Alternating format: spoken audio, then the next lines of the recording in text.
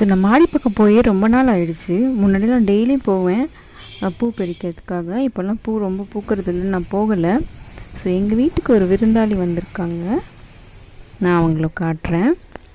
So அவங்க இங்கே தான் இருக்காங்க. ஸோ இங்கே தான் வீடு கட்டியிருக்காங்க. ஸோ வாங்க அவங்க மேலே போய் பார்க்கலாம் மாடியில்.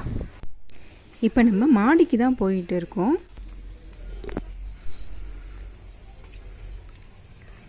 மழை பெஞ்சிருக்கிறதுனால கொஞ்சம் தண்ணி நிற்கிது. ஸோ இங்கே தான் அவங்க இருக்காங்க. நம்ம பொறுமையாக பார்க்கலாம். ஸோ அம்மா பறவையை டிஸ்டர்ப் பண்ணாமல் பார்க்க முடியுதான்னு பார்க்கலாம்.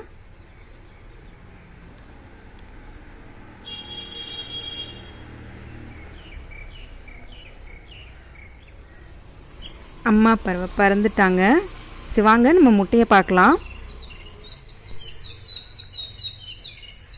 ஸோ இதுதான் ஃபர்ஸ்ட் டைம் நான் இந்த மாதிரி ஒரு ப்ளூ கலர் எக்ஸ் பார்க்குறது. ஸோ அதனால தான் உங்கள் கூட ஷேர் பண்ணலாம் அப்படின்றதுக்காக நான் வீடியோ எடுக்கிறேன். நம்ம நிறைய பேர் வந்து பார்த்திங்கன்னா இந்த மாதிரி ப்ளூ கலர் எக்ஸ் பார்த்துருக்க மாட்டோம். அம்மா பறவை ரொம்ப நேரமாக வந்துட்டு கத்திகிட்டே இருக்காங்க. ஸோ நம்ம எங்கே முட்டையை எடுத்துகிட்டு போயிருப்போமோ அப்படின்ற அந்த பதட்டத்திலே இருக்காங்க. ஸோ வாங்க நான் அம்மா பறவையை உங்களுக்கு காட்டுறேன்.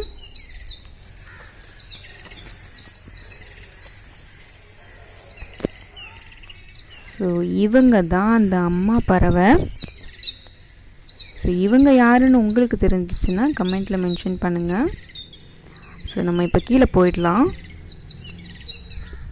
ஸோ இப்போவுமே அவங்க ரொம்ப பதட்டமாக தான் தெரியுறாங்க. அந்த மரத்துக்கு போயிருக்காங்க.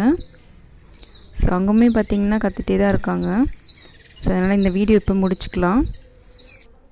ஸோ இந்த முட்டையோட அம்மா யாருன்னு உங்களுக்கு தெரிஞ்சிருந்தா கமெண்ட்டில் மென்ஷன் பண்ணுங்கள். ஸோ அடுத்த வீடியோவில் நம்ம அவங்க வளர்ந்த பிறகு பார்க்கலாம். இந்த வீடியோவை உங்கள் கூட ஷேர் பண்ணதில் எனக்கு ரொம்பவே சந்தோஷம். தேங்க்யூ.